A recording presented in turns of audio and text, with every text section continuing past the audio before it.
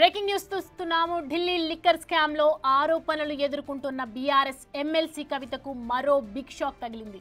ఢిల్లీ మాదిరిగా కేరళలోనూ liquor scam జరిగినట్లు ఆరోపణలు వినిపిస్తున్నాయి. దీని వెనుక కూడా కవిత కీలక పాత్ర పోషించారని కేరళ అసెంబ్లీలో విపక్ష కాంగ్రెస్ నేత వీడి సతీశన్ ఆరోపించారు.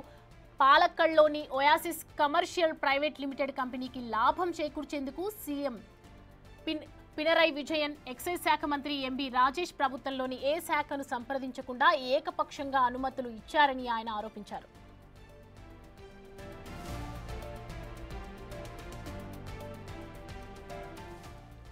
కవితే స్వయంగా కేరళకు వచ్చి ఈ వ్యవహారాన్ని నడిపించారని సతీశన్ ఆరోపించారు. 2023లో ఈ కుంభకోణం జరిగిందని, కవిత కేరళ పర్యటనపై విచారణ జరిపించాలని ఆయన డిమాండ్ చేశారు. తమ ఆరోపణలకు కేబినెట్ నోటే ఆధారమని తెలిపారు. 2023 పాలసీని ఆమోదించిన వెంటనే మద్యం తయారీ యూనిట్ నిర్వహణకు ఒయాసిస్ కంపెనీకి అనుమతులు లభించాయన్నారు.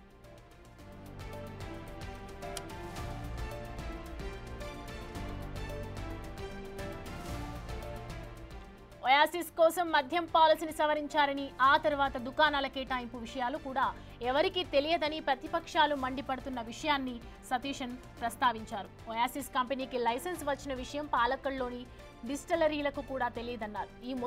ఈ వ్యవహారంలో కవిత కీలక పాత్ర పోషించారంటూ ఆరోపించిన ఆయన, కవిత కేరళ పర్యటనలో ఎక్కడ బస చేశారనే వివరాలపై కూడా విచారణ జరిగితే అన్ని విషయాలు బయటకు వస్తాయన్నారు.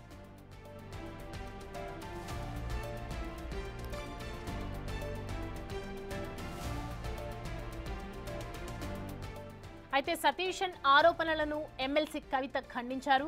తన పరువు ప్రతిష్టలను దెబ్బతీసే లక్ష్యంతో సతీశన్ ఆరోపణలు చేస్తున్నారని మండిపడ్డారు.